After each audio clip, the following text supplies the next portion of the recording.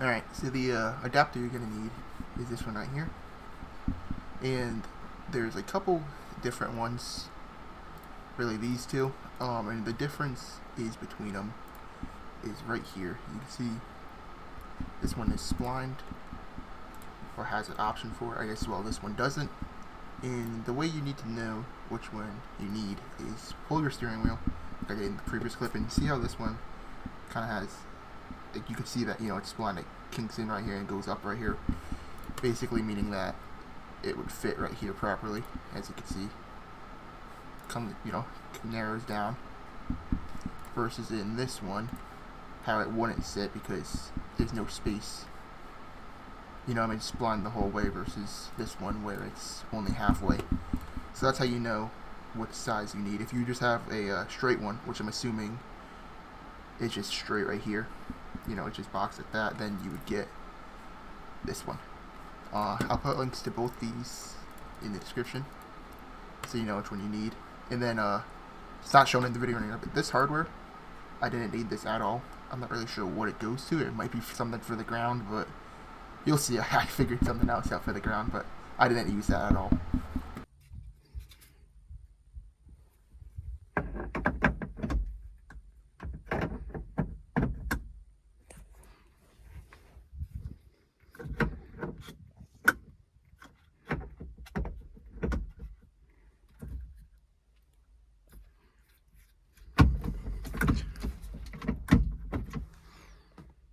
Alright, so here's what I did for the ground. I took a wire, split it into two, and just soldered it directly to that lock washer that you took off originally to get the steering wheel off.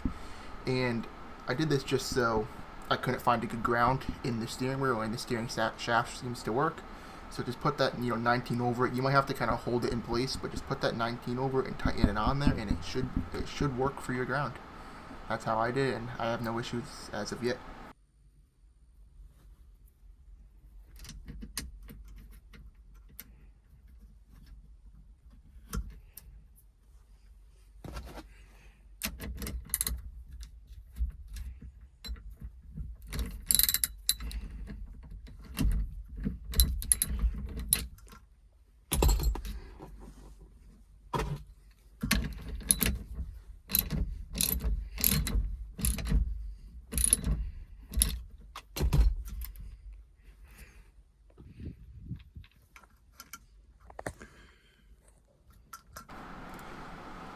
Alright, so at the next point in this video, you're going to see something a little different. I'm doing a quick release as I'm doing this whole steering wheel install. So if you're not doing it and you're just doing a regular steering wheel, when I bolt this piece up with these 6 bolts right here in the next part of this video, that's what you do with your steering wheel. You do that and you call it a day and you're good. But if you decide to do a quick release, like I'm doing, then you'll see what I did. But anyways, there is something I wanted you guys to know. For steering wheel options, it is anything this size right here, 70mm 6 bolt. That's what you use. For actual wheel sizing, I'm thinking around 350mm feels pretty close to the stock wheel. It's not too big, not too small. It's easy to turn still, so it's all good. The one thing I did want to mention is with the adapter that we already installed earlier, and then one of the wheels like this one, which is 3 inches deep, you're raising the steering wheel 6 inches almost from where it would be sitting stock. So using like a turn signal isn't really easy because you can't flip it while that hand is on the wheel. You gotta put the other hand on the wheel just to flip the turn signal. So it's kind of an inconvenience. At the end of the video, you can see I did install this wheel, and you can see how high up it is. It's nice getting in and out. You don't hit your leg at all. But using turn signals kind of sucks. So I did order a flat wheel to see how it fits better, see if I like it more or not. But if you're just doing the regular wheel without this quick release, this might fit good. I'm not really sure. I haven't tested it, but I did want you guys to know that. And then for wheels, this is the bolt pattern. You don't gotta get expensive ones. I am doing the quick release, which is already expensive, so I was like, well, why not double it and get a nice wheel with it? But really, anything this size right here should work. Basically, what I did here is I spliced it in here just to make it easier. But between that lock washer and this actual nut, earlier you saw what I did. Got it in there, tightened it, so it's in there pretty good.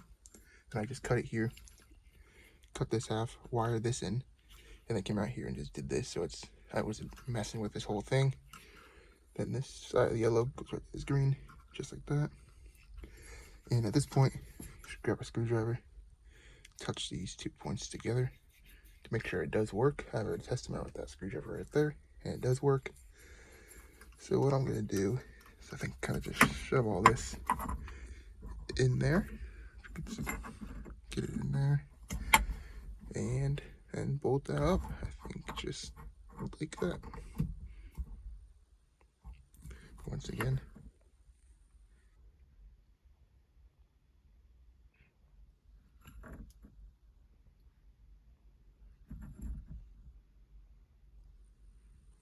What I did here, just to be extra safe, I put a little heat shrink right here on this connection, just so if for whatever reason one of the corners with a bump right here, it wouldn't short, you know, just to be extra safe. Alright, so for this, if you're doing the quick release, just install the other half of that piece onto your new steering wheel, and that's all you gotta do. They just connect it with the quick connect, and then you're done. But as you can see in this clip, even if you're just doing the regular just adapter and wheel, you could see that piece right there in between them, or the adapter then the quick release is. As you can see, they're kind of right there. You can kind of see it. That's what it look like if you're just a normal steering wheel without the quick release. But you can still see, where those blinkers are way down there. That's like a solid, 6 or 7 inches now that it's up. So I'm not really a fan of that. That's why I'm thinking of switching to a flat wheel. But that's it. It's pretty straightforward.